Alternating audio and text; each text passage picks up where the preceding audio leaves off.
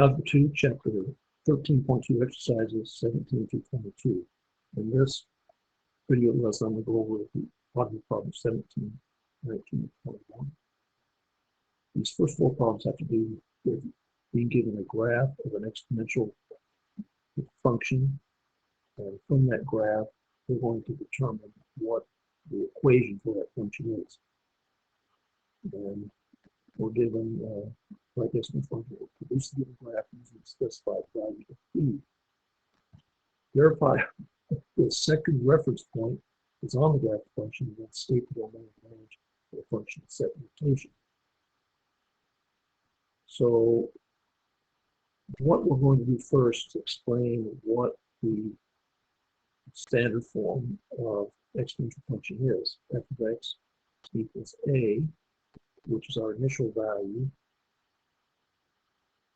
times b to the power of x minus h plus k. So we are being given b equals 2. So I'm just going to continue. I'll continue down below to the left here. We'll have f of x. We're gradually going to put things in place.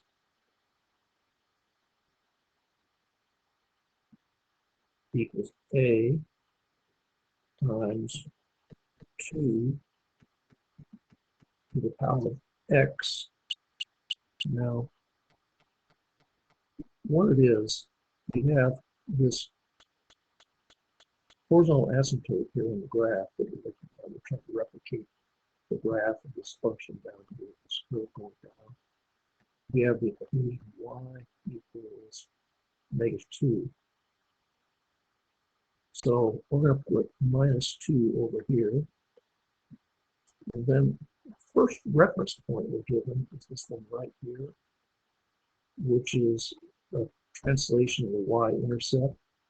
So it's over here, this x equals, so it's x is equal to 1. So what we have here is we're going to have a times 2 to the power of x minus 1 minus 2.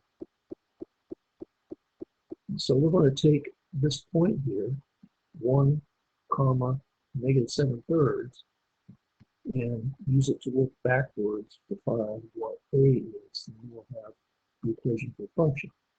I'll put -7/3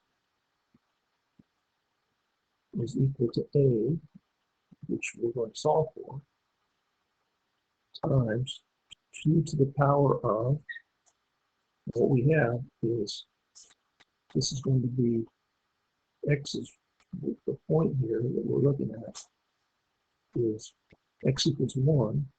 So we have 1 minus 1 and then -2. That's what we have here. So just kind of simplifying out what that is, we have 2 to the 1 minus 1, that's going to be 2 to the 0, so that's going to be 1. So we get -7/3 equals 2 to the 0, which is 1. 1 minus 1 is 0. So we have a minus 2. So we're going to add 2 to this, and what I'm going to do first is I'm going to rewrite 2 on the right side in terms of thirds, because we have thirds on the left. So 2 is 6/3. So we have 6/3 on the right. Now we're going to add 6/3 to both sides of this equation. And so we have a cancellation here. So a is equal to -7/3 plus 6/3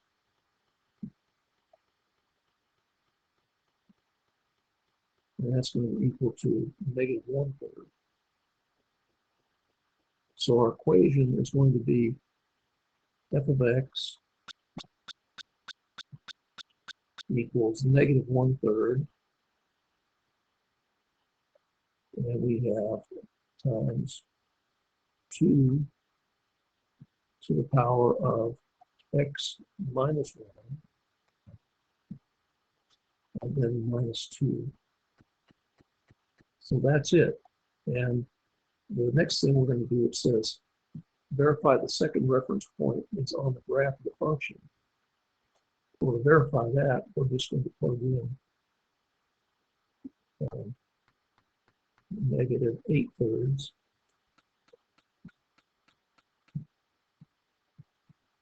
equals negative 1/3 times 2 to the power of 2 minus 1 minus 2. And if we just simplify on the right side, we should be able to get what the left side is. So if we add, we're going to add 6/3 again, plus 6/3. So that cancels out here. So we have negative 8/3 plus 6/3 is going to be negative 2/3. It's going to be equal to negative 1/3. And 2 to the power of 2 minus 1 is 2. So what we have on the right side is negative 2/3 equals negative 2/3. Check. So now we verified this is our correct equation that I box in. That's correct. Now, if we recall what we've done earlier for other types of functions, it's a very similar process, isn't it? Work backwards, find things out. Now, finally, it says state the domain range of function set notation. Well, our domain is going to be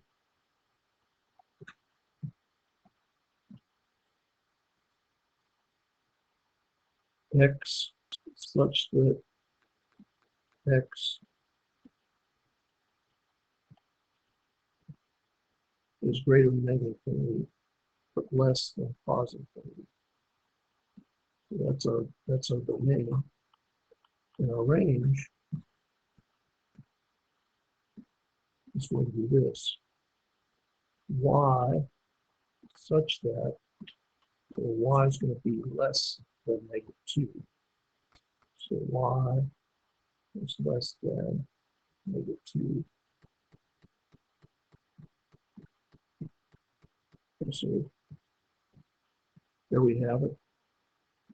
Now, one thing I did in anticipation of making this video lesson is I went to the calculator and put the graph, put the equation in here in the function editor. And if you graph the function, this is what it looks like. And the way the window is set up is that each of these grid increments are 1/3. So we can look at the second graph, and if we go to input of 1, we get output of negative 7/3, check. Input of 2, output of negative 8/3, check. So that verifies that these are correct answers.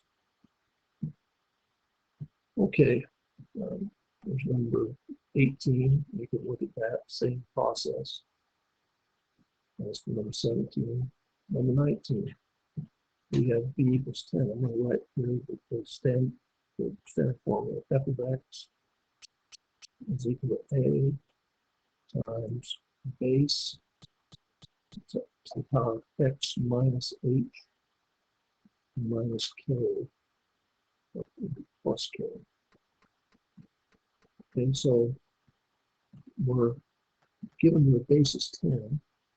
So here on the left, I'm going to say, I'm just going to put f of x is equal to a times 10 to the power of x minus, well, what I'm going to do is, we're kind of looking at this here, Looks like the first point we'll do then is here at -2. So that's going to be x minus -2. So that's going to be x plus 2. And then our horizontal asymptote is y equals 4. So we're going to put plus 4 over here. So y equals 4. That's our horizontal asymptote right here. So we should have everything in place. And our first number we're given is this one, -2, 3.7. So I'm going to put 3.7 is equal to a times 10 to the power of, we have -2 plus 2 plus 4. So what we have for this is this -2 plus 2 is 0, and 10 to the 0 is 1. So we have 3.7 is equal to a plus 4. And if we subtract 4 from both sides of this equation, we get a is equal to negative 0.3. I'm going to put 0.3. Okay? So that's going to be it. So now what we have is our equation should be f of x is equal to negative 0.3 times 10 to the power of x plus 2. And outside of here, we're going to put plus 4. So that should be our equation, but we're going to do another thing, and that is to test this second point, which is -1, 1. So we put 1 is equal to negative 0.3 times 10 to the power of x in this case. It's going to be -1. So we have -1 plus 2 plus 4. Okay, so now we're going to just subtract 4. So on the left side now we get -3 is equal to negative 0.3, and this -1 plus 2 is 1. So that's going to be times 10. And if we divide by 10, divide both sides by 10, we get -3/10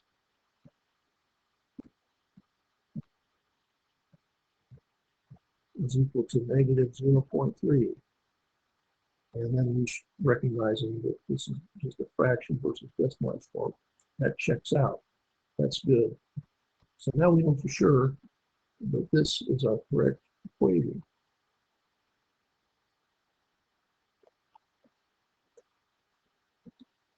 Okay. Another thing to look for is when you have the function bending down like this, you know you should get a negative value of a. That's a little check post that should be able to help you see if you've got things right or in the right direction. Okay, here's number 20, similar to numbers 17 and 19. Now, the next section here is find the function that corresponds with a given situation, the graph functional calculator, and use the graph to make a prediction. So now we're talking about real-world uses of exponential functions. And they are very, very useful in the real world. A certain stock opens with the price of $0.59, that's 59 cents. Over the first 3 days, the value of the stock increases on average by 50% per day. If the trend continues, how many days will it take for the stock to be worth $6? So it's the same basic thing. Now, in this case, we're given 50% per day. In the real world, use is one that we use quite a bit in pre-calculus. The function is going to be your amount is equal to your starting amount, if A is 0, times you have 1 plus R to the power of t, the time. So it's the same, it's an exponential function where you have your variable here in the place of the exponent. It just has a different format. So to take the place of this, we're going to have A, which is our amount, is equal to our starting amount, which is 0.59. That's our initial amount. And here we're going to have 1 plus, you have 50%. The 50% is going to be 0.5 to the power of t. So our function becomes is our amount is 0.59 times 1.5 to the power of t. And then it says, how many days will it take for the stock to be worth $6? So you can replace this A with 6 if you want to. So you put 6 is equal to 0.59 times 1.5 to the power of t. And if we solve for t, we'll have our answer. And we can solve this using logarithms. What they do is they really, in the book, emphasize using a graph, solving by graphing. So let's go to calculator. I'm going to put this new function in place here, which is 0.59 times 1.5 to the power of t, what we said in the equation. We're going to put x here. And we're going to set our window at, that's how many days will it take. We'll give ourselves 10 days. We're going to go up by a scale of 1 each time. And a y minimum, we can go from -3 over 5. We know we at least need to get up to 6 days. So I'm going to put 10 days up here. And y scale is 1. And so this is what we get in the graph. We see this. And these are each by 6. So we can just look at the grid here. And these are the number of days. If we go to the right, and up here is on the y-axis are the number of dollars. So we want to get $6. 1, 2, 3, 4, 5, 6. How many days does it take to get there? 1, 2, 3, 4, 5. A little bit less than 6 days. It should take the stock to get there. And we can find what it is more exactly by doing a couple different things. One thing we do is go to trace, and we go to trace, and you just keep on going until we get to x equals 6. There we go. No, we want to get to y equals 6. Okay, so we're about to y equals 6. Still about 5.75 days. Yeah, that's about what we'll do there. So we're going to be closest right here. So about 5.7 days, or a little less than 6 days. So t is about 5.7 days. I want to show you how you can get a more exact answer. You can go back here, and you can make a second line here.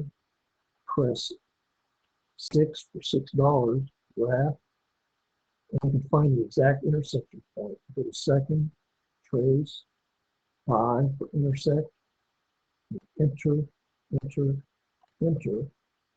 We have x equals 5.72. days. So that's just a little more exact. You can say about and be actually exactly 5.72 days. That's how long it takes. Now, just to look at number 22, a similar sort of problem. Here you're going to have R is equal to 8%. So what we have to do is 8% is make this in decimalized form 0.08. And then use our same formula we did for 21. We should be good on that. So really, that's all the problems we'll be doing here. Hope this can help you. Good luck, and thanks for viewing.